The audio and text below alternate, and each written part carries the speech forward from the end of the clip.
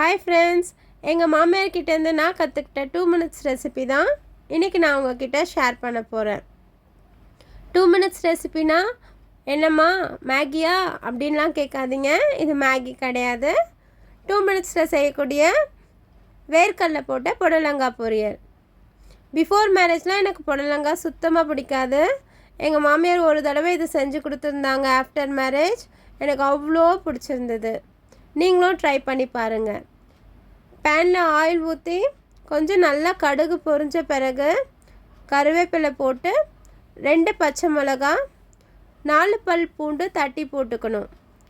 Medium size ஆனியனை பொடிசாக cut பண்ணி சேர்த்துருக்கேன். அதையுமே ஒரு 2 செகண்ட்ஸ் தான் வதக்கணும். அது வதங்கின பிறகு நான் 2 புடலங்காய் எடுத்திருக்கேன்.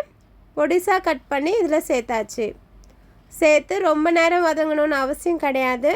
புடலங்காய் நீர்க்காய். ஸோ ரொம்ப நேரம் நம்ம வதக்கணுன்னா புடலங்காய் ஒரு மாதிரி கொலன்னு ஆகிடும்.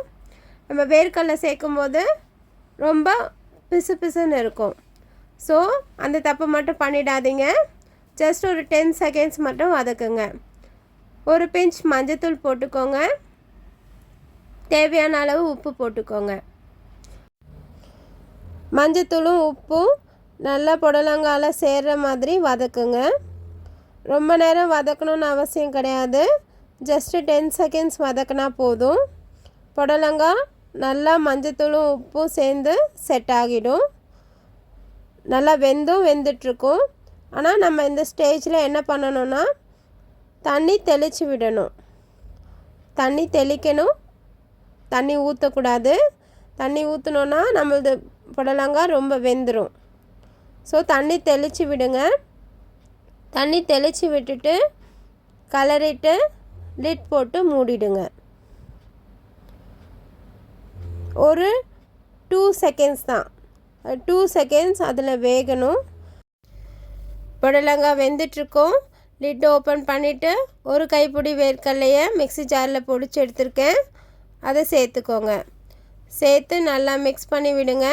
மிக்ஸ் பண்ணிவிட்டு உடனே கேஸ் ஆஃப் பண்ணிவிடுங்க. கேஸ் ஆனில் ரொம்ப நேரம் மிக்ஸ் பண்ணினீங்கன்னா டேஸ்ட்டாக இருக்காது. இப்போ ஹாட்டாக சர்வ் பண்ணுங்கள். எல்லாருக்கும் பிடிச்ச வேர்க்கடலை புடலங்காய் பொரியல் ரெடி. தேங்க்யூ.